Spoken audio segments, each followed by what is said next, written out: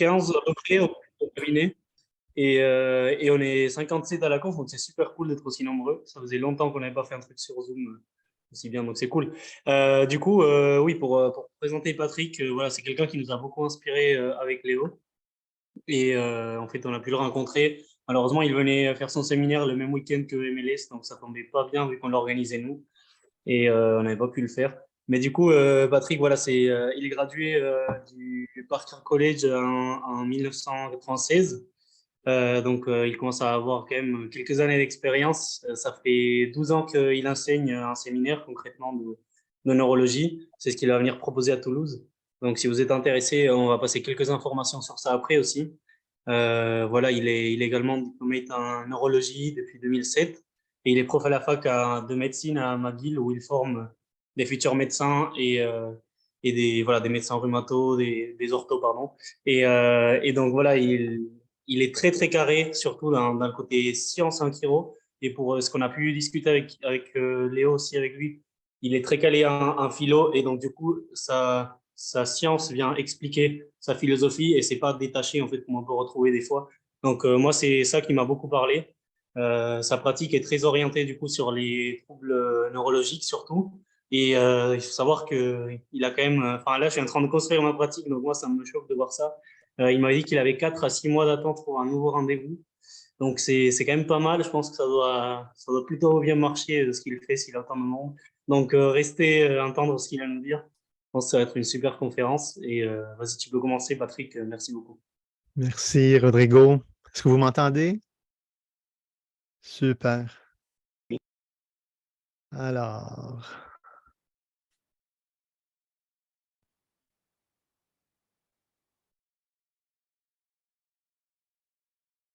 premièrement, merci beaucoup, beaucoup, beaucoup. Vous voyez mon écran? Merci. Oui, OK.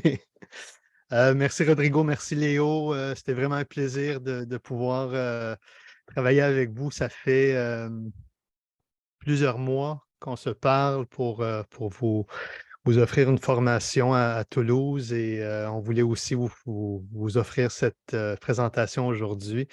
Merci d'être là, à tout le monde qui est là. Je suis vraiment touché du nombre de personnes sur le post Coin Chiro, combien de personnes sont intéressées. Alors, merci, merci, merci d'être là. Merci à l'équipe au complet de Sigma Dynamics qui a pu créer cet événement ce soir et ce qu'on va vous offrir à Toulouse aussi.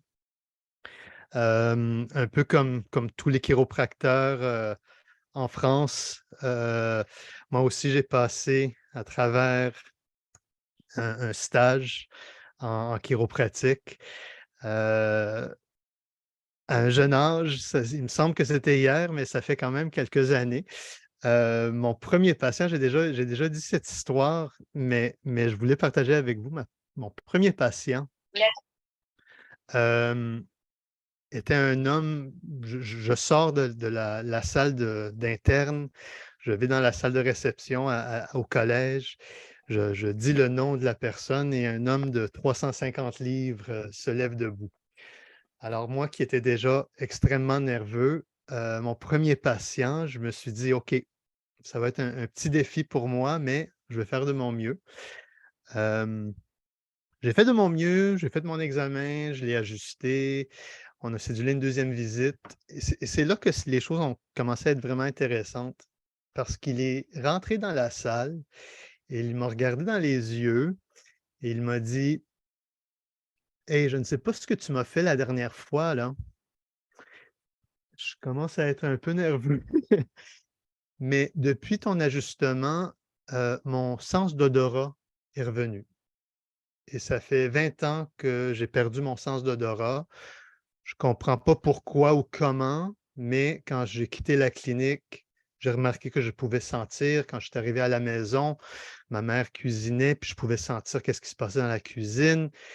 Alors vraiment quelque chose de pas mal intéressant et ça, c'est peut-être un cas ou une explication un peu, hors des normes qu'on voit en chiropratie, mais en même temps, c'est les résultats qu'on a en chiropratique et pour moi, c'est pourquoi je voulais vous partager cette histoire avec vous, c'est parce que tous nos patients, à chaque visite, à chaque rencontre on a cette opportunité de vraiment créer un changement important dans leur vie. Et pour moi, c'est la meilleure récompense que je peux avoir comme personne et pour vous dire que ça, c'est mon travail, c'est incroyable même que je me fais payer pour ça. Alors, comme vous, hein, c'est les résultats, c'est ces beaux moments qu'on a avec nos patients qui nous disent: «Yes!» On se sent vraiment valorisé, il y a quelque chose qui nous touche à l'interne, on fait, un happy dance, du chiro, on se sent vraiment en bonne forme, vraiment heureux et on peut utiliser un peu cet exemple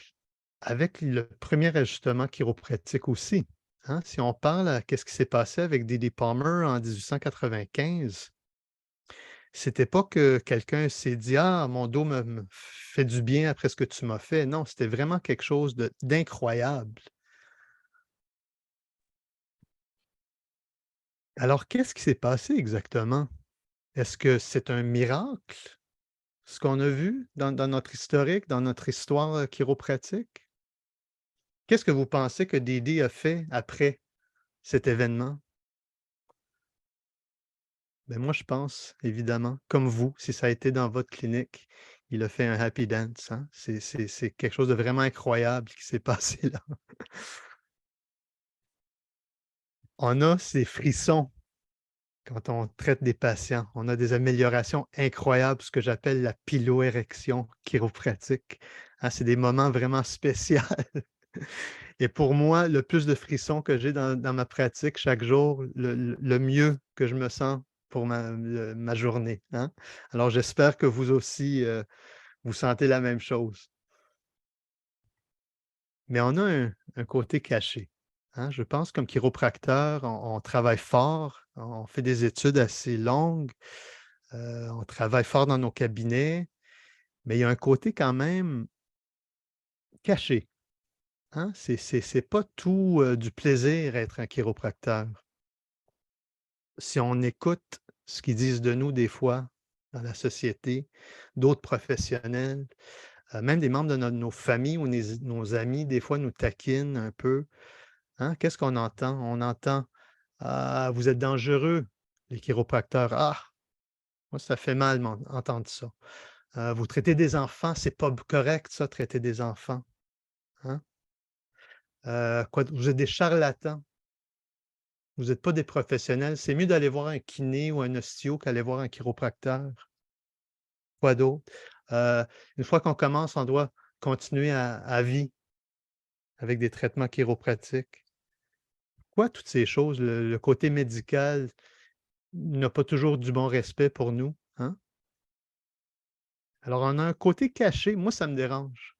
Moi j'aime pas ça, j'aime pas entendre ces choses-là et c'est une de mes missions de dire: «On doit enseigner, on doit partager notre message, en gros» et c'est une des façons que je fais ça avec mes séminaires. Et si c'était pas déjà troublant qu'on entend ces choses, même à l'intérieur de notre propre profession, on a souvent des conflits. On a souvent 2 côtés, hein. On a les scientifiques d'un côté,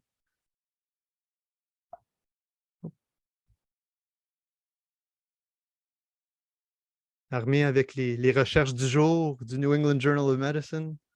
Puis de l'autre côté, on a nos philosophes, hein, armés avec les textes, les green books, les textes de l'histoire de la chiropratique et le débat commence.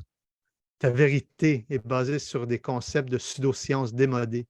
Tu es inconscient des vraies recherches scientifiques qui prouvent nos habilités et nos limites. Ta vérité est limitée par des... Oh, je vois même pas mon écran. J'essaie de bouger ça. Des méthodes de preuve qui ont fait des progrès Merci. différents. Merci, Léo. Tu es inconscient du vrai potentiel de la chiropraxie qui a été observé pendant des siècles. Yes! Espèce de fou, espèce de geek.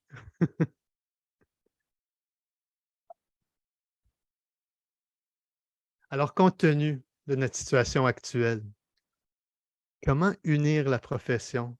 être plus confiant dans ce que nous faisons, gagner un plus grand respect professionnel et améliorer les résultats pour nos patients. Comment célébrer et intégrer le meilleur de notre philosophie, de notre science et de notre art? Et comment avoir plus de happy dance et de piloérection dans nos cabinets? Mais pour moi, la réponse est simple. C'est la neurologie. Si on revient à cet événement, l'ajustement qui a changé le cours des soins de santé à travers le monde et de votre carrière, on ne serait pas là aujourd'hui si ce n'était pas pour cet événement. Pouvez-vous expliquer avec conviction ce qui s'est passé? Est-ce que c'était un miracle? B.J. Palmer, les miracles sont des manifestations pour lesquelles la science n'a aucune définition, aucune analyse. Alors notre but, c'est de penser, de parler et de pratiquer neurologiquement.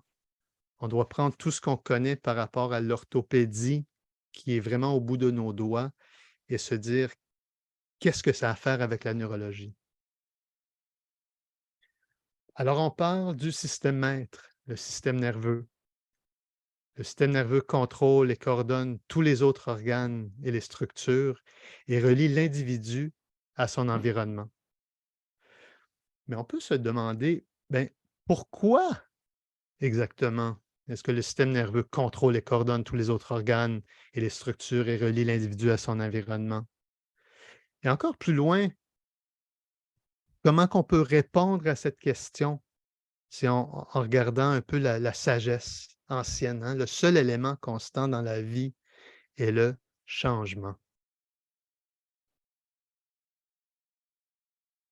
On pourrait dire aussi le stress. Même si vous voulez vraiment se parler de stress, quand on lit les textes de Hans Selye, qui était le père du stress, c'est lui qui a défini le mot stress, c'est lui qui a fait des expériences sur des animaux, sur le stress. Si on lui demande, ou on lui a déjà demandé, comment expliquez-vous le stress? Comment pouvez-vous expliquer ça de la façon la plus simple? Et il a dit, le stress est le changement, tout simplement. Alors, le stress et le changement et le stress, c'est la même chose. Les changements sont stressants car ils représentent un défi pour notre survie. S'il y a un changement autour de nous ou à l'intérieur de nous, si la température change, oh, c'est stressant. Pourquoi? Parce que si on ne s'adapte pas à ce stress, on est à risque de mourir. Hein? Alors, le système nerveux a des mécanismes pour justement s'adapter au stress afin de nous maintenir en vie. Comment est-ce que le système nerveux fait ça? Et pour nous, particulièrement comme chiropraticiens, chiropracteurs, étudiants en chiropratique, comment cela est-il lié à une réduction de mouvement à la colonne vertébrale, subluxation, et à la neurologie?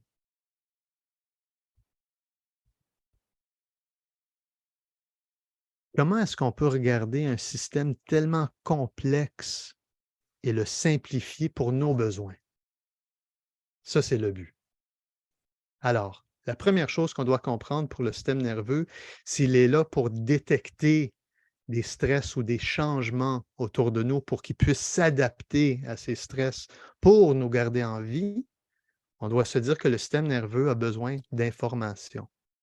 Donc, on est équipé par des interorécepteurs à l'intérieur de notre corps qui donnent au système nerveux de l'information sur la tension dans nos artères, qu'est-ce qui se passe dans nos organes, les tensions dans les muscles, les angles de nos articulations, la douleur ou un tissu endommagé. Et nous avons aussi des extérorécepteurs, les 5 sens, qui donnent de l'information au système nerveux de qu'est-ce qui se passe autour de nous pour détecter justement des changements autour de nous auxquels on doit s'adapter. Le corps est inondé de récepteurs. Et leur travail essentiellement est de donner de l'information au système nerveux central. Le système nerveux central, par la suite, va interpréter cette information et, si besoin, va répondre. Et ce qui est super important ou intéressant pour nous en chiropraxie, c'est le système nerveux va répondre au changement avec une simple façon. Faire bouger des choses, c'est tout ce que l'homme peut faire. Et pour cette tâche, le seul exécutant est le muscle, qu'il s'agisse de murmurer une syllabe ou pour abattre une forêt. Alors, nous savons que nous avons différents muscles dans le corps. Ils sont là pour répondre au stress, répondre aux changements autour de nous. Nous sommes des marionnettes. C'est le système nerveux central qui contrôle nos muscles pour réagir à des stress ou des changements à l'intérieur de nous et à l'extérieur. Alors, nous voici. Nous avons un corps avec des voies sensorielles. On donne l'information au système nerveux central. Le système nerveux central va répondre par voie motrice. Un super beau modèle qu'on peut utiliser dans toute situation neurologique pour mieux comprendre un système, ce que B.J. Palmer a appelé l'épingle de sûreté, the safety pin cycle.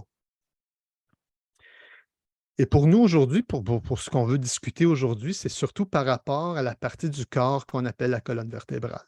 Alors, regardons comment ce système fonctionne par rapport à la colonne vertébrale. Et surtout quand on se parle de mouvement réduit, qui est essentiellement ce qui nous intéresse le plus comme chiropracteur. Alors regardons, qu'est-ce qui peut se passer dans ce cycle ou cette épingle de sûreté? Commençons avec un stress mécanique. Qu'est-ce qui arrive? Qu'est-ce qui se passe avec un stress mécanique dans ce circuit? La première question devrait être, qu'est-ce qui cause un stress mécanique? Comme chiropracteur, on le sait bien, des postures anormales vont stresser la mécanique du corps. Des mouvements répétitifs, des charges plus lourdes qu'on devrait pas lever, par exemple. Des accidents, hein, des chutes, des accidents de voiture, etc. Toutes ces situations mettent un stress physique, un stress mécanique dans le corps.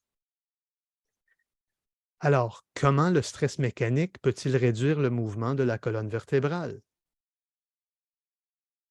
Voici un patient qui a un stress mécanique dans ses lombaires.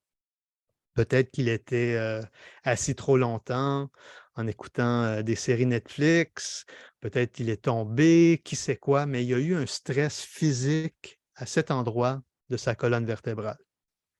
La première chose qui arrive, c'est que le système nerveux veut le savoir. Alors, on sait qu'il y a des récepteurs qui sont là, prêts pour donner de l'information au système nerveux central que, hey, il se passe quelque chose de pas correct ici. Potentiellement quelque chose de dangereux qui va endommager les tissus. Alors, c'est une bonne chose qu'on a ce système pour informer justement le système nerveux pour qu'il puisse faire quoi? Répondre. Et on a dit comment est-ce que le système nerveux répond? C'est avec la contraction musculaire. On voit le safety pin cycle ici. Spasme musculaire protecteur. Alors, si on ne sait pas qu'est-ce qui se passe, on est à la moelle épinière ici, on n'est pas dans le cerveau, hein, c'est un réflexe. Il n'y a pas de conscience de qu'est-ce qui se passe dans cette situation. Mais le corps est assez intelligent, le système nerveux est assez intelligent pour dire on va protéger la région, on va créer un spasme musculaire. Ce qui est intéressant aussi de penser, c'est bien, OK, si cette situation n'est pas corrigée, qu'est-ce qui arrive avec le temps? Bien, une chose qu'on sait, c'est qu'on va avoir une dégénérescence articulaire. Si une articulation ne bouge pas avec le temps, graduellement, elle va dégénérer. On sait aussi qu'au niveau musculaire, est-ce que le système va dépenser de l'énergie pour maintenir un spasme musculaire à long terme? Non. On va voir une atrophie musculaire à long terme. Alors, pensez à quelqu'un, si vous avez déjà fracturé votre bras, puis vous avez un plâtre autour de la fracture. Quand on ne bouge pas, les articulations vont dégénérer et on va avoir une atrophie musculaire. C'est aussi important de signaler le maître, hein, du système maître, le cerveau. Alors oui, on a des réflexes primitifs, on a des réflexes segmentaires pour nous protéger, mais le cerveau veut aussi nous protéger, évidemment. Une des choses qu'on sait, si vous avez déjà eu une douleur dans votre corps, c'est qu'on a tendance à ne pas vouloir bouger, hein. Il y a un certain message, une attitude qui nous dit: «Ah, c'est mieux de ne pas bouger». Quelque chose qui est vraiment intéressant pour nous comme chiropracteurs aussi parce que notre raison d'être, c'est d'améliorer le mouvement dans un endroit qui ne bouge pas. Alors déjà, on doit se penser: «OK, on doit convaincre cette personne ou on doit dire à cette personne ce qu'on fait parce qu'eux, ils sont dans un mécanisme de protection». La douleur peut devenir chronique aussi à long terme. Je veux partager une étude intéressante avec vous où, des chercheurs ont pris des personnes avec des douleurs chroniques dans le bas du dos et ils ont dit: «On va faire des résonances magnétiques du cerveau pour voir s'il y a une connexion entre la douleur chronique et les changements dans le cerveau». Et effectivement, les patients souffrant de douleurs lombaires chroniques ont montré un volume de matière grise néocorticale réduit de 5 à 11 par rapport au sujet contrôle. L'ampleur de cette diminution est équivalente au volume de matière grise perdu en 10 à 20 ans de vieillissement normal. Alors, ce n'est pas une bonne situation d'être en douleur chronique. Le cerveau va aussi faire quelque chose de très intéressant pour nous protéger parce que ce n'est pas plaisant d'être en douleur. On va créer une antalgie. Alors, si j'ai mal dans un endroit, le cerveau va contracter d'autres muscles en différentes parties du corps pour essayer d'alléger la douleur primaire. Et en faisant ça, on crée d'autres régions, on crée d'autres problèmes loin du point de douleur, ce qu'on appelle des compensations ou des subluxations secondaires. Ça, c'est au niveau postural, mais on peut aussi se demander, mais qu'est-ce qui arrive dans un état nociceptif au niveau du mouvement? Bien, on a des patrons moteurs altérés. Si vous avez déjà foulé une cheville, hein, vous savez bien que ouf, on bouge différemment pour se protéger. Les schémas de la réception proprioceptive normale sont profondément perturbés lorsqu'une activité nociceptive articulaire est ajoutée. Cela interfère avec les schémas normaux de mouvement, d'équilibre et de coordination. Donc, on a vu que oui, effectivement, le stress mécanique, une chute, un faux mouvement, une posture anormale, peut réduire le mouvement du rachis à travers des réflexes segmentaires avec des contractions musculaires protectrices et aussi par rapport au cerveau, comment on se protège quand on est en douleur avec des changements de posture et des patrons moteurs changés. Mais qu'est-ce qui arrive si le système nerveux est stressé? Si on a un problème au système nerveux central, autrement dit, si on a un problème ici dans notre safety pin cycle, comment est-ce que ça affecte le système? Ben, je vais vous donner un exemple simple, c'est quelqu'un qui a eu un AVC. Si on a un stress neurologique, on s'attend à avoir des manifestations motrices et on peut les voir dans le corps. Alors, quand vous voyez quelqu'un comme ça qui a eu un AVC, on ne se pose pas la question de je me demande qu'est-ce qui s'est passé à son coude. Je me demande qu'est-ce qui se passe au niveau de son poignet. Il n'y a pas de problème au niveau du coude ou du poignet. Le problème vient du cerveau.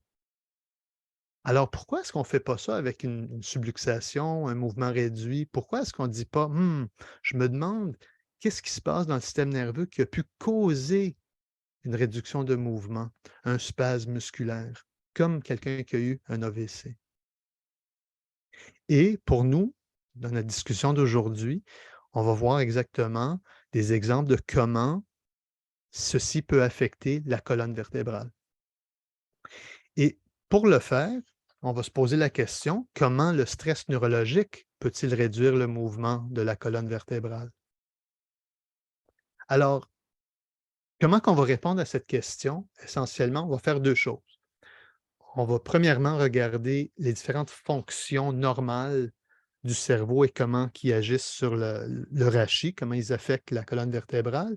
Et on va donner des exemples de si ça ne fonctionne pas bien, qu'est-ce qu'on peut s'attendre à voir.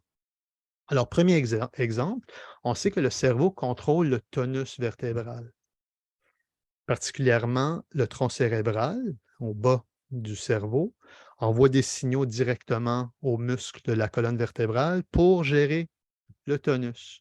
Et toutes les autres parties du cerveau vont intégrer sur le tronc cérébral pour justement avoir un effet sur la colonne. On sait aussi que quand on regarde l'évolution de l'humain, c'est cette augmentation en matière grise et dans le volume du cerveau qui a pu mieux gérer le tonus vertébral pour nous permettre justement de nous tenir debout et devenir des créatures bipèdes. Donc, qu'est-ce qui arrive maintenant si ce contrôle de tonus vertébral ne fonctionne pas bien? Qu'est-ce qui arrive s'il y a un stress dans le cerveau qui affecte ces circuits de contrôle? Une des choses qu'on va voir, c'est une charge excentrique. Alors, voici un monsieur avec un stress neurologique dans son cerveau qui affecte le tonus de sa colonne vertébrale, quelque chose qu'on voit à chaque jour, hein? Qu'est-ce qui arrive? C'est que tous ces muscles ici, que leur travail est de nous garder en position droite, va avoir une charge excentrique. Ils vont quand même travailler pour garder notre tête élevée. Et l'exemple que j'aime donner à mes patients, c'est que imaginez un arbre qui est en train de tomber et nous avons un câble ici qui tient l'arbre qui ne veut pas qu'il tombe.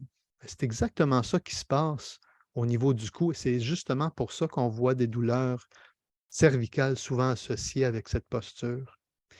Et ce n'est pas une surprise non plus que qu'on voit sur une radiographie une dégénérescence articulaire comme on a vu tantôt.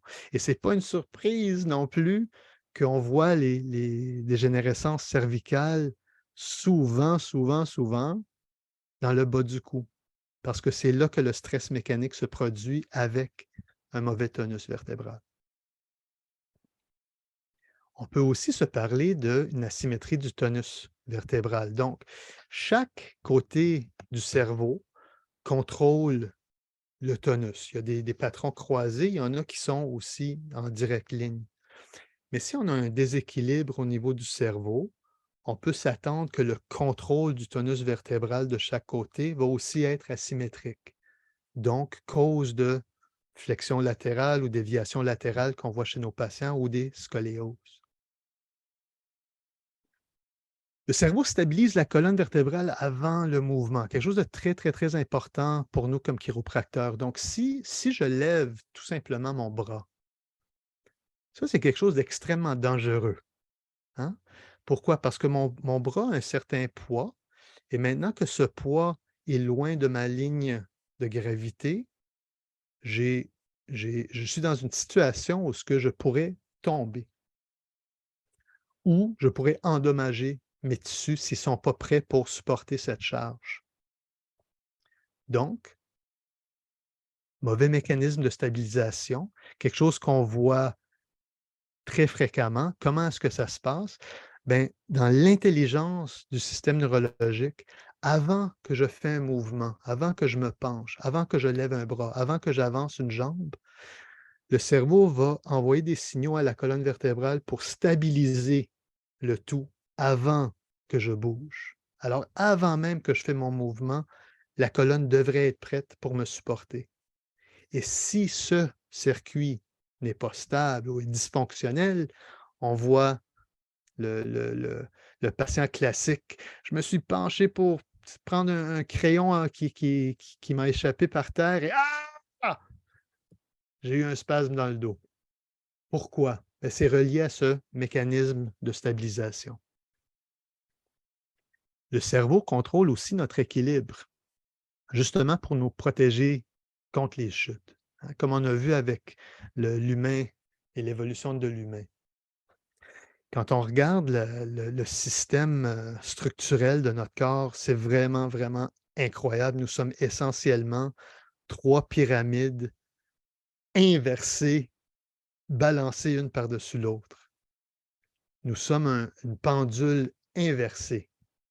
Et qu'est-ce qui nous permet justement de maintenir cette posture? C'est l'orchestre du système nerveux qui contrôle les muscles de la colonne et du reste du corps. Alors, si nous avons un problème dans ces circuits, on peut s'attendre à avoir des problèmes d'équilibre. Alors, imaginez quand vous faites votre test Romberg, par exemple. Hein, on demande le patient de se mettre debout, les pieds collés, on ferme les yeux et imaginez que, oups, il s'en va vers la gauche. On s'en va vers la gauche. On sait déjà qu'il y a un problème, un stress neurologique qui gère mal son équilibre. Et imaginez aussi cette personne, comment le cerveau va dire aux muscles, si je suis toujours en train d'aller vers la gauche, ben moi, je vais contracter de façon préférentielle mes muscles à droite pour justement me maintenir. Hein. Alors, on peut s'attendre à avoir des tensions dans la colonne vertébrale, encore une fois, reliées à un mauvais contrôle de l'équilibre.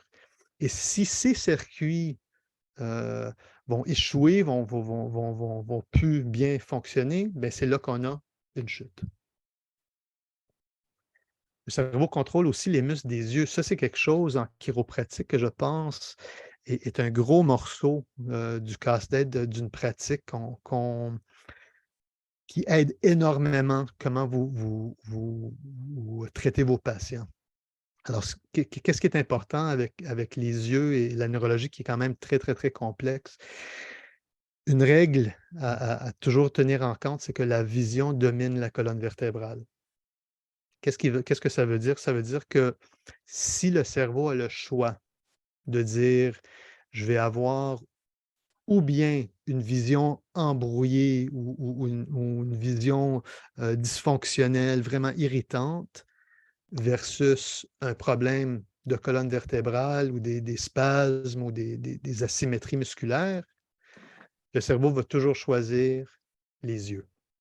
C'est toujours mieux d'avoir une vision claire que d'avoir une subluxation, par exemple. Alors, un effet d'un mauvais contrôle oculaire sur la colonne, ce patient ici, par exemple, disons qu'il a un problème neurologique, un stress neurologique dans son cerveau qui fait qu'il a une difficulté avec la rotation de ses yeux. Et à chaque fois qu'il penche sa tête, ses yeux ont de la difficulté à bouger, donc il ne voit pas bien.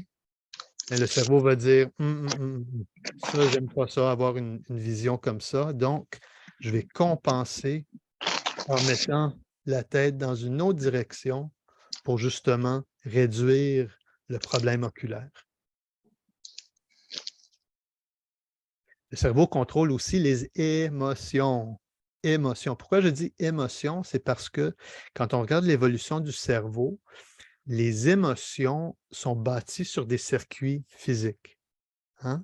Si on regarde l'évolution euh, des espèces vivantes sur la Terre, il y avait un moment dans cette histoire où il n'y avait pas d'émotion. Il y avait des créatures multicellulaires qui pouvaient bouger, mais qui n'avaient pas d'émotion. Les circuits n'existaient pas. Mais avec le temps, des nouvelles créatures plus complexes ont développé des circuits d'émotion. Et c'est pour ça qu'on voit un lien direct, un lien intime entre le mouvement, la motion, les muscles et les émotions. Hein, on peut regarder quelqu'un et dire: «Ah, t'es malheureux, t'es triste ou t'es heureux». Pourquoi? Parce qu'on peut interpréter le tonus musculaire de leur face. Et par rapport à la colonne vertébrale, on sait bien si quelqu'un est déprimé, si quelqu'un est confiant, encore une fois, les émotions sont en lien direct avec ce qui se passe dans la colonne vertébrale. Et si on se parle plus du stress ou la détresse psychologique, on parle de l'anticipation de fight or flight. Alors, si je suis dans un état émotionnel stressant, j'ai une réaction physique qui me dit: «Prépare-toi là, tu vas ou bien combattre ou fuir». Même si en réalité, on ne va pas nécessairement combattre ou fuir si on est dans un argument avec quelqu'un, mais les circuits sont quand même en marche. Alors, comme on a dit tantôt, pour pouvoir combattre ou fuir, je dois contracter mes muscles de la colonne vertébrale pour être prêt. Sinon, je risque d'endommager mes tissus. Et ça, c'est un phénomène que je dis souvent, il n'y a pas un chiropracteur sur la terre qui n'est pas d'accord que quand quelqu'un est stressé, les muscles autour de leur colonne vertébrale vont être plus raides, plus tendus. Alors oui, le stress neurologique peut réduire le mouvement du rachis. Avec différents exemples qu'on a nommés, les yeux, l'équilibre, le tonus par rapport à la posture. On a donné l'exemple d'un patient avec un AVC. Alors, quand on regarde cette situation, puis on revient à ce concept d'épingle de sûreté, hein, c'est un peu la poule ou l'œuf. Hein? On a un dérangement articulaire qui peut influencer le système nerveux central. Le système nerveux central va répondre. Alors, autant une subluxation ou un mouvement réduit peut être une cause de stress au système, il peut aussi être un symptôme de stress du système nerveux central. Alors, en résumé, on se parle de mouvement réduit, on se parle de subluxation, on se parle de tension segmentaire autour de la colonne vertébrale. On a vu comment le stress mécanique par voie neurologique peut causer des tensions ou des mouvements réduits autour de la colonne. Et on a aussi vu comment le stress neurologique peut causer un manque de mouvement autour des articulations du rachis. Alors, on a dit le système nerveux possède des mécanismes qui lui permettent de s'adapter à ces stress pour notre survie. Le système nerveux répond au stress par la contraction musculaire. Alors, je vais vous offrir une pensée. Je vais vous proposer de vous poser la question avec cette information-là. Comment est-ce qu'on peut définir la subluxation ou le mouvement réduit autour d'une articulation de la colonne? Et je vais vous proposer cette définition. Subluxation est une adaptation motrice segmentaire au stress mécanique et neurologique. Tout simplement. Alors, je vais vous laisser digérer ça un peu. Pensez à ça. Pensez à ce qu'on a discuté par rapport à la présentation. Je suis évidemment ouvert aux questions, aux discussions. Vous pouvez peut-être les taper dans le chat. Puis, entre-temps, moi, je vais vous parler un peu de la neurologie chiropratique, la formation qu'on va offrir à Toulouse qui commence en février 2023, le 25 février. Pour moi, Noël, ce n'est pas le 25 décembre, c'est le 25 février. J'ai vraiment, vraiment, vraiment hâte de vous voir pour cette formation que j'espère va être épique, life-changing, qui va affecter comment vous traitez vos patients, comment vous voyez la chiropraxie. J'ai vraiment hâte de vous voir. Alors, un petit sommaire de à quoi vous attendre, puis encore, je vais vous suggérer un peu de nouvelles informations. Une formation pour qui? Pour tout le monde. Étudiants, jeunes chiropracteurs, moins jeunes chiropracteurs. Une chose que j'entends à chaque fois que je donne un séminaire, c'est tout le monde devrait prendre vos séminaires. Alors c'est vraiment pour tout le monde, c'est fondationnel, vraiment, si vous avez un intérêt en neurologie. Le but, c'est vraiment de voir la neurologie et la chiropraxie avec de nouveaux yeux. Alors, le module 1, concepts fondamentaux et application de la neurologie chiropratique. On va commencer avec une introduction de l'histoire de la chiropratie et de la neurologie. Quand on pense à ça, c'est vraiment intéressant. Hein? Il y a la manipulation ou les traitements manuels, ça existe depuis des siècles, loin avant D.D. Palmer. Mais c'est intéressant de voir un peu l'historique de comment ces techniques sont devenues neurologiques. Hein? Craquer le dos, marcher sur le dos, Hippocrate qui faisait les tractions, etc. Il n'y avait jamais un sens de neurologie dans ce que les ancêtres faisaient. Et c'est les Palmer, c'était les premiers dans l'histoire de la thérapie manuelle qui ont dit non, non, non, non, non, non, non. Qu'est-ce qui se passe ici, là? C'est neurologique. Évidemment, on va parler de comment Harvey a retrouvé son audition.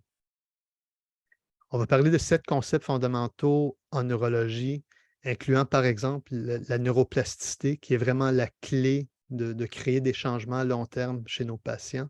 On va parler d'alimentation, on va parler de comment le système nerveux fonctionne, on va parler d'émotion et qu'est-ce que ça a à faire avec ce qu'on fait, etc. Évidemment, on va mettre un emphase sur la neurologie de la chiropraxie, la subluxation, c'est quoi? L'ajustement chiropratique, qu'est-ce que ça fait? Comment est-ce qu'on peut détecter les subluxations? Comment est-ce qu'on peut mieux changer nos traitements, nos ajustements pour avoir justement un effet plus profond sur le système nerveux d'un patient? Les signes cardinaux en neurologie pour la localisation et les drapeaux rouges. Comment voir quelque chose, poser une question à un patient, voir quelque chose dans leur examen neurologique et dire, oh, ça c'est important. Ça veut dire ça. Le ça va être peut-être ah, ça va influencer mon traitement ou ça va être ouh, ça c'est dangereux, c'est un drapeau rouge. Alors pourquoi l'ajustement du cou de ce patient serait-il dangereux?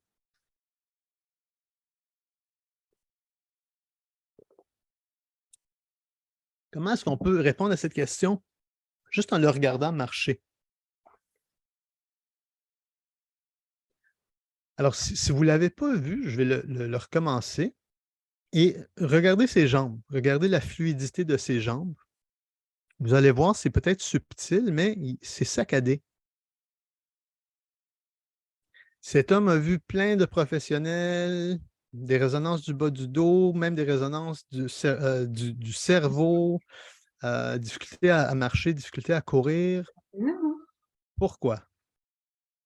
Ben, ce qu'on a fait avec lui, c'est qu'on lui a envoyé faire une résonance cervicale et on a vu qu'il avait une myélopathie cervicale assez sérieuse avec des hernies discales.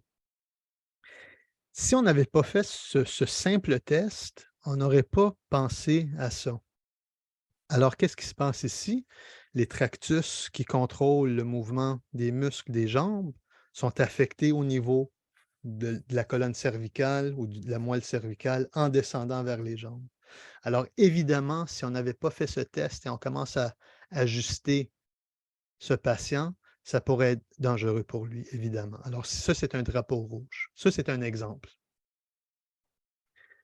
Nous allons regarder l'examen neurologique. Alors, le sens d'observation devient extrêmement important dans un examen neurologique. Et je dis que si on avait autant de précision avec notre palpation qu'on a avec notre examen neurologique, on verrait des choses qu'autrement on ne verrait pas. Alors, on va réviser l'examen neurologique et comment vraiment focuser sur les choses importantes. Et c'est pas seulement que c'est important de cocher des boîtes sur votre formulaire en faisant un examen neurologique. Le but, c'est d'aider le patient. Et je trouve qu'on a un grand écart en chiropratique entre l'examen neurologique et le traitement qu'on va offrir au patient, le plan de traitement, les exercices qu'on va lui donner. Alors, ça, c'est une des choses du module 1 on va essayer de rapprocher, c'est que l'examen neurologique devrait guider directement ce que vous allez faire avec vos ajustements, ce que vous allez prescrire comme exercice au patient. Ce que la recherche nous apprend sur la localisation des articulations en mouvement réduit subluxation. Il y a beaucoup de recherches et beaucoup de controverses autour de ce sujet. Est-ce que c'est fiable entre 2 praticiens de localiser les mêmes, subluxations, et cetera? Nous allons clarifier tout ça. On va mettre ça très simple et toujours basé sur, la recherche scientifique. pour mieux comprendre qu'est-ce qui se passe. On va aussi évidemment regarder les ajustements chiropratiques. Nous allons regarder de près comment modifier vos ajustements, peu importe si vous êtes mécanique ou non, peu importe si vous utilisez un activateur ou d'autres instruments, il y a des concepts d'ajustement qui vont améliorer l'effet chez vos patients. Même chose avec les exercices qu'on prescrit. Voici un exemple, des étirements qu'on voit plusieurs thérapeutes prescrire à leurs patients.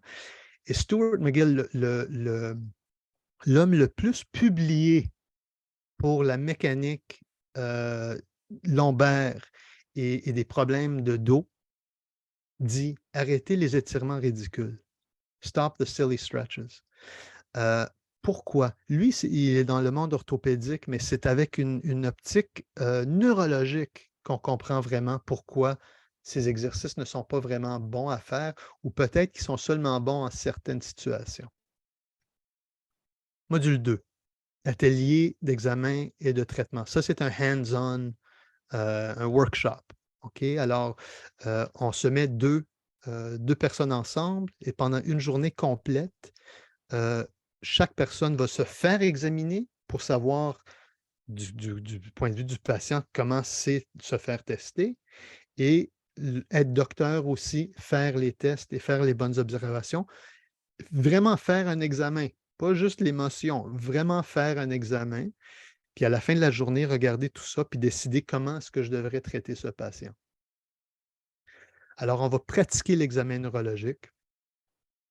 Je vais vous offrir des cas en vidéo. Et à travers tous mes séminaires, si vous avez déjà assisté, vous savez que je donne beaucoup de visualisations de cas dans ma clinique pour que ça devienne vraiment réel. Ce n'est pas juste du texte sur une diapo, mais je veux que ça soit vivant, je veux que ça soit vrai, je veux que vous pouvez vous visualiser dans vos propres cabinets pour justement voir ce que vous montre comme étant vos propres patients. Nous allons pratiquer des techniques d'ajustement et des techniques de tissu mou. Nous allons pratiquer des exercices neurologiques aussi. On va commencer à parler de stratégies d'intégration des mouvements oculaires pour les ajustements et les exercices. Et ça, comme je vous disais tantôt, je pense que c'est quelque chose qui manque beaucoup dans une clinique chiropratique standard et quelque chose qui peut vraiment avoir des gros changements très faciles à appliquer. Alors, si vous me permettez, si vous voulez jouer avec moi un peu, comme dans la photo, prenez vos doigts et très légèrement, mettez-les sur vos muscles, juste à la base du crâne. Et rendu là, avec un toucher quand même léger, bougez les yeux à droite et à gauche, à droite et à gauche. Et vous allez sentir que les muscles se contractent en synchronie avec les yeux.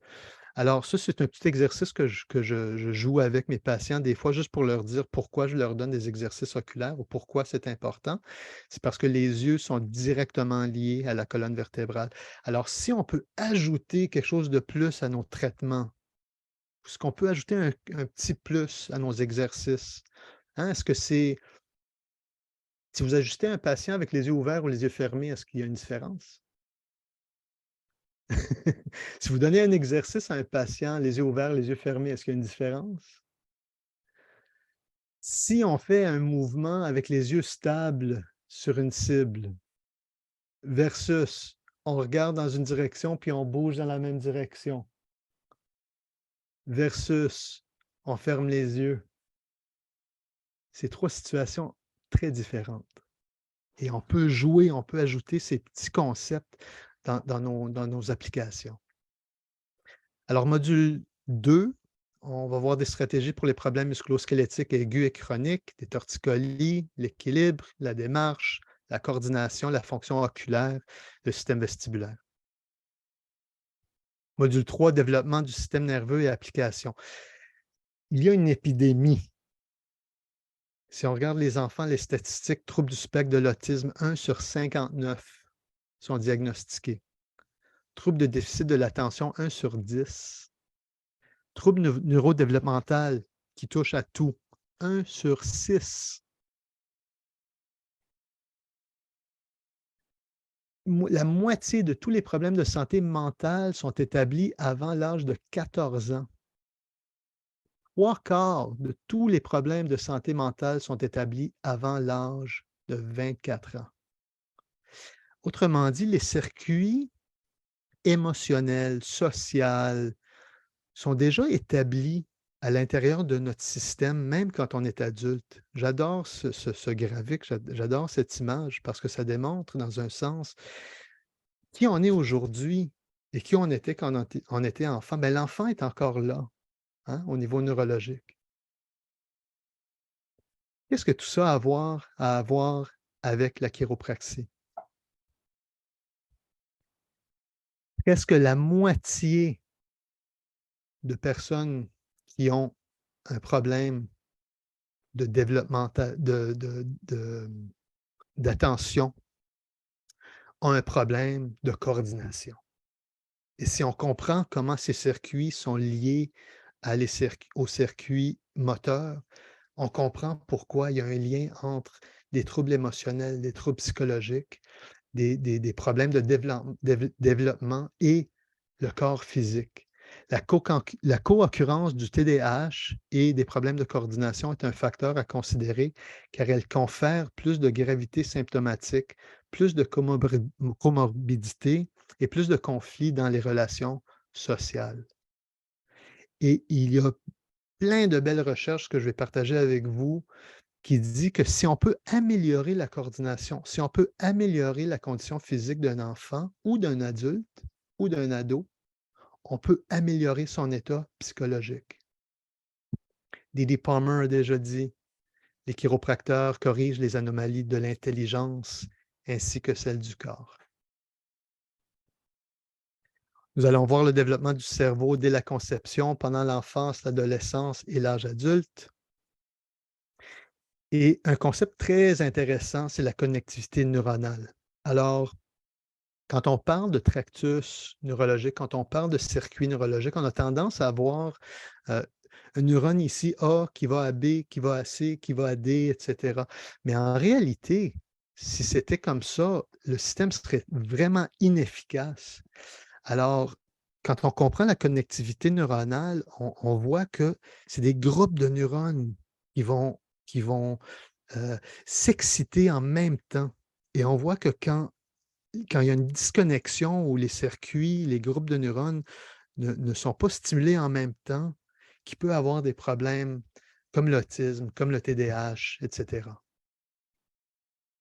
Nous allons aussi voir les tests neurologiques pédiatriques les plus importants. Alors, cet enfant, avec on sait qu'il est à risque de développer l'autisme. Encore une fois, on voit la connexion entre le système social, le système psychologique et le mouvement moteur, comment le corps réagit. Nous allons voir les réflexes primitifs et posturaux et leurs variations, pas seulement comme une recette, dire « fais ce test, si c'est positif, fais ça », mais vraiment d'avoir une compréhension, pas être technicien, mais être vraiment quelqu'un qui comprend la source des réflexes primitifs, comment les modifier, comment faire des variations pour certains causes qui ne répondent pas. Et évidemment, des exercices liés au développement neurologique. Alors, module 3, on va voir des stratégies pour des problèmes d'attention, torticolis congénitale, TDAH, autisme, tic, syndrome de Gilles de la Tourette. Les modules 4 et 5, l'approche clinique et les traitements pour les conditions neurologiques les plus courantes dans un cabinet chiropratique. Alors là, on rentre un peu plus dans la spécialité de cas. Non seulement comprendre les différents cas et savoir quel test faire. Alors, on va ajouter au module 2, on va ajouter les tests précis reliés à différentes conditions neurologiques, mais aussi comment les traiter. Alors, le module 4, syndrome clinique 1, on va surtout se concentrer sur les vertiges et les problèmes d'équilibre. Évidemment, on va passer à travers le BPPV. Il y a plus que le Dix-Hallpike puis le Epley pour ça. Alors quand le Epley ne fonctionne pas, il y a d'autres choses à faire. On doit vraiment comprendre. Ça va être une présentation complète sur ça. Et évidemment, tous les autres syndromes de vertige. Quel test spécifique qu'on devrait faire? Souvent, c'est quelque chose d'un peu épeurant. Hein. Il y a un patient qui rentre et dit: «J'ai des vertiges». On pense: «Oh, peut-être que c'est relié à son cou, peut-être que je ne devrais pas toucher son cou». Vous êtes dans la meilleure position de traiter des patients avec des vertiges. Alors, si vous êtes confiant d'examiner un patient, confiant dans votre diagnostic, vous devrez être capable d'avoir un impact incroyable sur ces patients. Troubles de mouvement. Alors, tout ce qui est tremblement, maladie de Parkinson, et cetera. Encore une fois, comprendre les différentes sortes de troubles de mouvement, les dystonies, et comment les traiter. La douleur chronique aussi. Comprendre c'est quoi au niveau du cerveau et comment avoir un impact sur la douleur chronique. J'ai d'autres choses que si on a le temps, on va probablement juste parler un peu de scoliose, la neurologie de la scoliose. J'avais en tête aussi, en tout cas, je vais partager avec vous plus tard. Module 5, syndrome clinique 2, on va passer beaucoup de temps sur la commotion cérébrale. Commotion cérébrale, c'est comme un sommaire de tout ce qu'on avait appris jusqu'au 5e module. Il y a aussi des tests spécifiques et des protocoles importants pour comprendre qu'est-ce qui se passe chez un patient avec une commotion cérébrale et comment avoir un impact positif. Nous allons aussi parler de perles cliniques pour l'histoire de votre patient. Alors, encore une fois, ça agit comme un petit sommaire de tout ce qu'on a vu.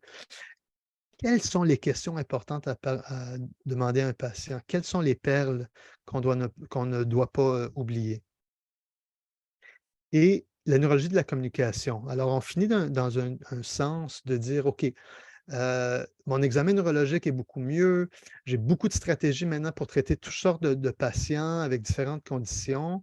Mais vous pouvez être le meilleur praticien au monde, mais si votre communication avec un patient n'est pas bonne, vous allez réduire votre taux de succès. Et ça, c'est prouvé dans la littérature scientifique. La communication, le rapport qu'on a avec un patient, la confiance qu'un patient a en nous est super important aux résultats qu'on va avoir.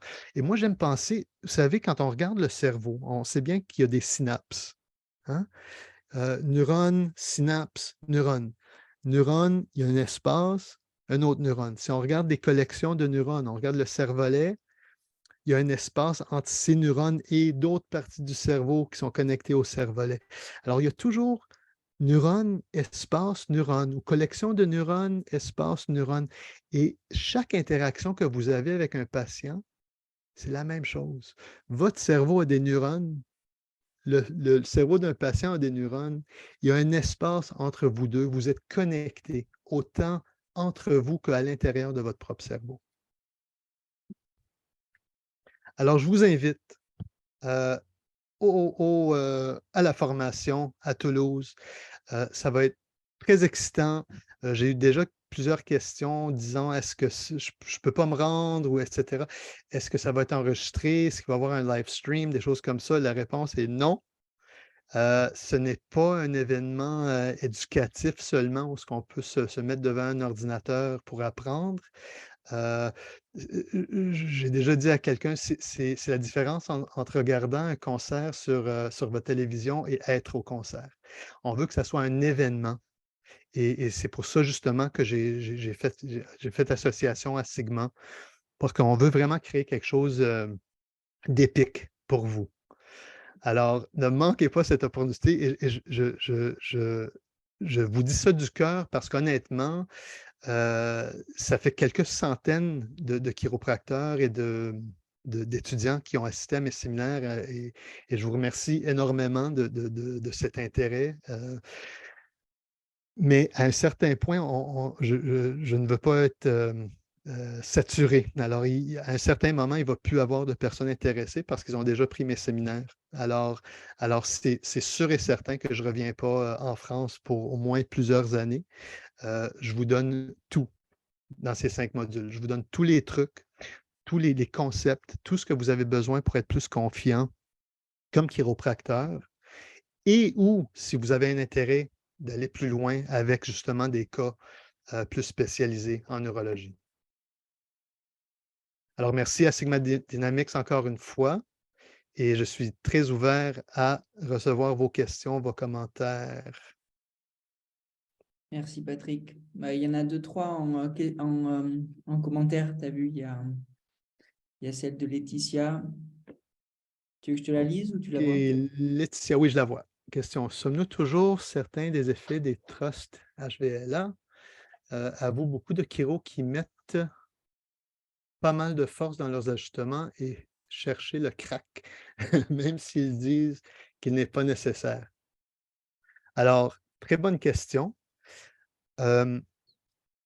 Notre but, de la façon que moi je le vois en chiropraxie, c'est de stimuler des mécanorécepteurs pour avoir un effet neurologique prononcé. Pour certaines personnes, la pire des choses que tu peux faire, c'est de les ajuster avec une force manuelle pour aller chercher un crack. Je vous donne un exemple si quelqu'un vient vous voir avec une commotion cérébrale aiguë et vous commencez à faire des gros craquements et des gros ajustements assez puissants, ça peut empirer leur cas. Alors, tu sais, on parle souvent de la puissance de l'ajustement chiropratique, mais je pense que des fois, on ne réalise pas à quel point c'est puissant. Et des fois, on doit doser un peu comme un médicament. Des fois, on va faire des choses un peu moins agressives ou moins profondes pour justement avoir un effet que le corps peut accepter. Et c'est une des beautés de notre profession qu'on n'a pas juste un outil à faire le traitement mécanique. Alors, je ne sais pas si je réponds à ta question, mais dans mon monde, OK, dans mon monde, il y a un spectre de traitement et c'est justement, on aborde tout ça dans les séminaires. Alors, autant que je vais démontrer des techniques manuelles à la main, je vais aussi démontrer des techniques avec un activateur, par exemple. Merci. Zoé, Il y a Paul qui demandait si on peut faire les modules, enfin choisir quel module on fait. OK, bonne question. Alors, chaque module est un prérequis pour le prochain. Alors, c'est vraiment une formation complète. Pour comprendre la matière dans le module 2, il faut avoir pris le module 1. Pour comprendre l'information au module 3, il faut avoir pris 1 et 2, et ainsi de suite. Alors, chaque module est obligatoire. Chaque module est un prérequis pour le prochain. Exception.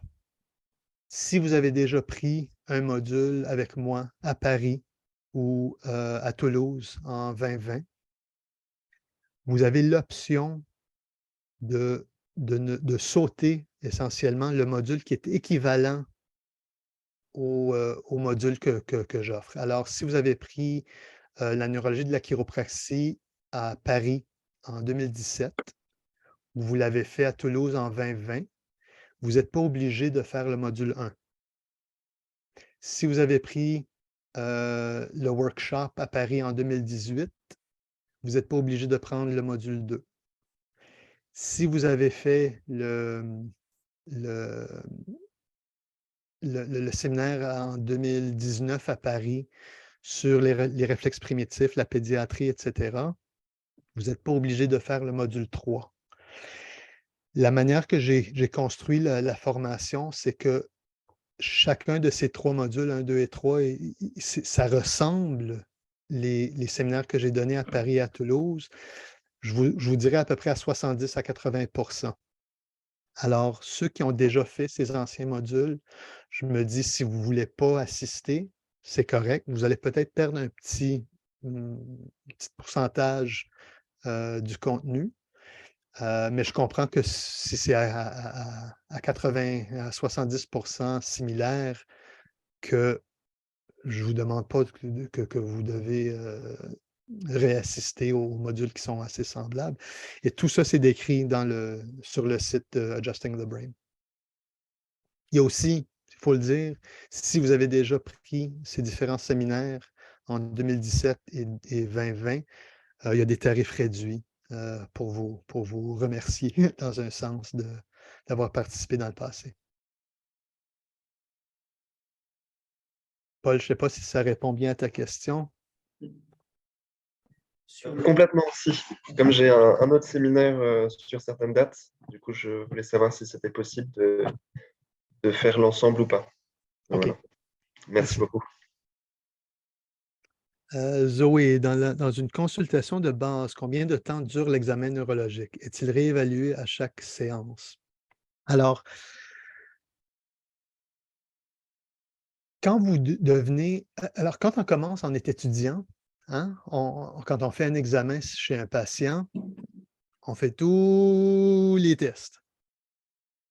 Avec le temps, avec l'expérience, après l'historique d'un patient, on sait que pour ce patient-là, je n'ai pas besoin de faire test X, Y, Z. Je peux me concentrer sur certains tests. Alors, avec l'expérience, on peut faire des examens plus courts. Pour les réévaluations par la suite, on prend les tests qui étaient positifs au premier rendez-vous et on voit si eux ont changé avec le temps. Ce n'est pas nécessaire de refaire un examen complet ou de répéter tous les tests de la première visite. On va juste se concentrer sur ce qui était positif. C'est une question de temps. Alors ça, c'est la façon où ça nous demande moins de temps, mais évidemment, si vous avez le temps et le désir, vous pouvez toujours faire un examen de réévaluation comme le premier examen. Il n'y a rien qui vous arrête de le faire. Combien de temps dure l'examen neurologique? C'est variable, ça dépend du patient. Alors, ça peut littéralement être un examen de 10 minutes. Ça peut être même 5 minutes, si vous vous sentez très confiant. Il y a Sir William Osler, un médecin fameux qui parlait beaucoup de l'historique d'un patient. Et sa phrase fameuse était « If you listen to the patient, they will tell you what's wrong with them ». Alors, 90% du travail est fait à la consultation. Si vous posez les bonnes questions, vous devrez déjà savoir exactement qu'est-ce qui se passe avec ce patient. Non seulement que vous devrez savoir le diagnostic du patient, mais vous devrez déjà savoir comment vous allez l'ajuster et quels exercices vous allez donner à ce patient. L'examen neurologique sert à confirmer vos suspicions. Alors, ça devient beaucoup plus simple comme ça.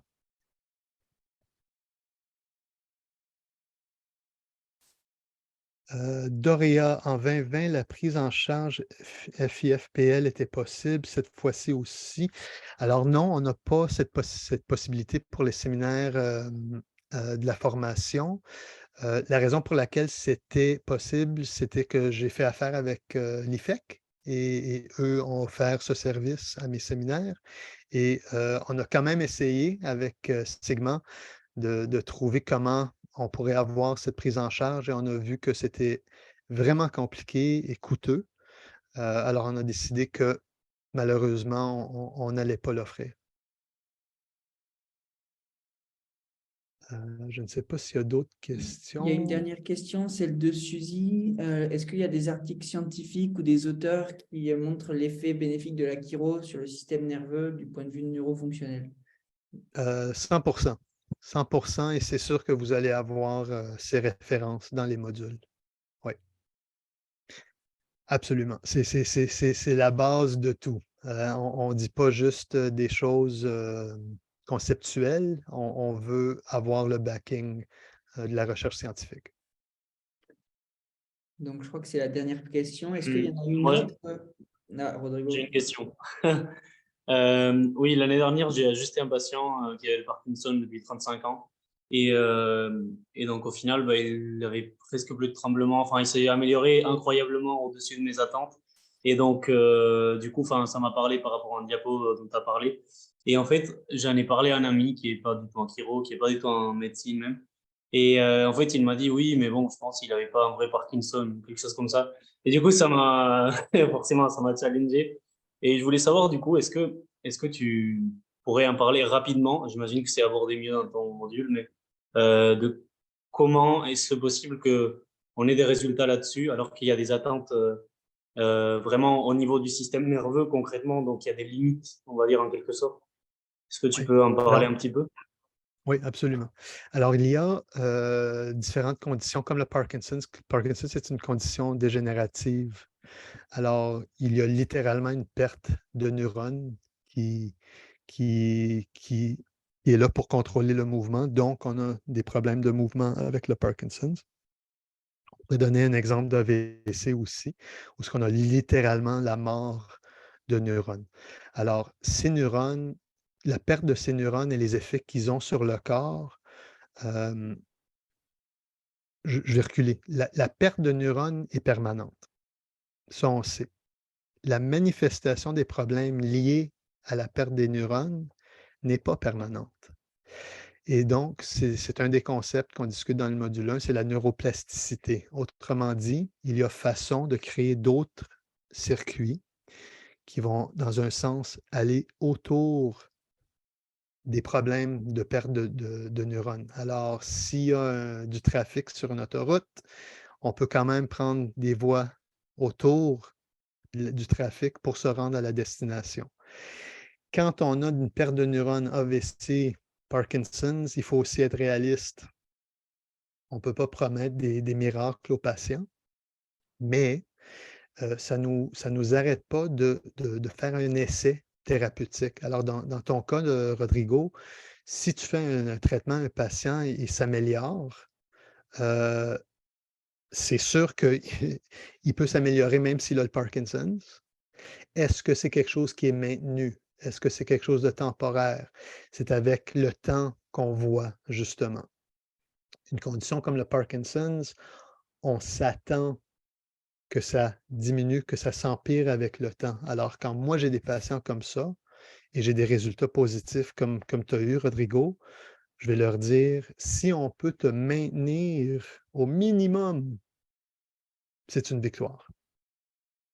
Alors j'aime les miracles, j'aime les frissons, j'aime les piloérections dans ma clinique, mais il faut aussi être réaliste. Et c'est justement quand on comprend vraiment bien la neurologie qu'on peut se dire, OK, est-ce que je suis limité avec ce patient ou est-ce que je peux vraiment offrir quelque chose de bon? Donc, si tu as répondu à la question, une dernière question, cette fois c'est la dernière. Est-ce que tu as des ouvrages qui montrent l'efficacité, l'aide de la chiropractie sur les TBI ou PTSD? Déjà, je ne sais pas ce que c'est. Pour des PTSD ou le TBI, commotion cérébrale. PTSD, c'est stress post-traumatique. Pour l'ouvrage montrant spécifiquement pour la chiropraxie, je vous dirais non.